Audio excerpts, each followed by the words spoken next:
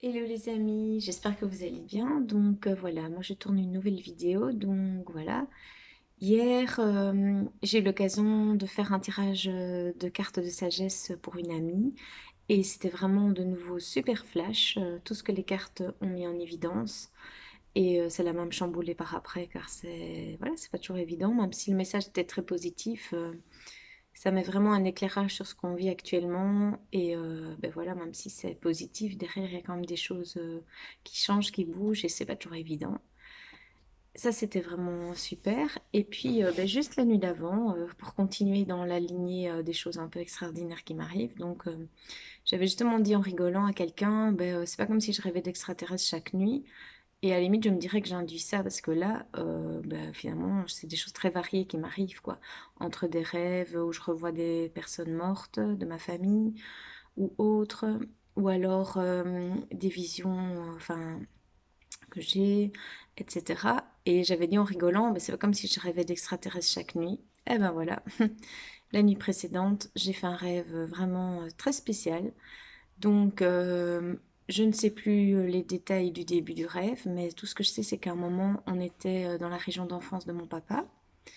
Et son propre père, donc qui est aussi mon parrain, essayait de nous montrer enfin, où était la maison. Enfin, ça ne se mettait pas, on ne voyait pas et tout ça. Et il devenait de plus en plus méchant.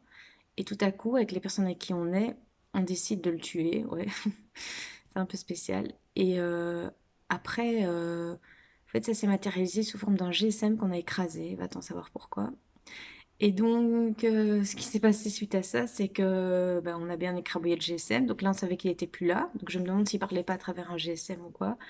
Donc j'avais mauvaise conscience du meurtre. Et en même temps, je dis, ben, c'est un GSM écrasé, donc ça va quand même.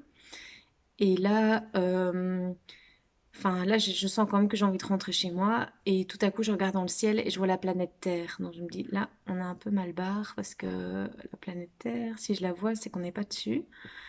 Et à ce moment-là, je vois une soucoupe volante au-dessus de moi. Donc, voilà. Ça, c'était mon rêve vraiment très spécial. Donc là, je me suis réveillée à 3 heures du mat. Impossible de me rendormir. En pleine forme. Et puis, dans la suite de la journée, j'allais donner le tirage de cartes. Donc, mais ça va, j'ai assuré. J'ai encore eu des interprétations qui sont venues après, encore ce matin, etc. Et en début de nuit, j'avais eu aussi, avant ce rêve sur les extraterrestres, quelque chose de pas facile qui m'arrive depuis que je suis petite, des sensations bizarres que je ressens, comme si j'allais mourir et tout. Et donc ça, j'ai eu en début de nuit. Donc c'est vrai que c'était une nuit bien shitty. Donc après tout ça, j'ai demandé, est-ce que je pourrais avoir une nuit un peu plus calme?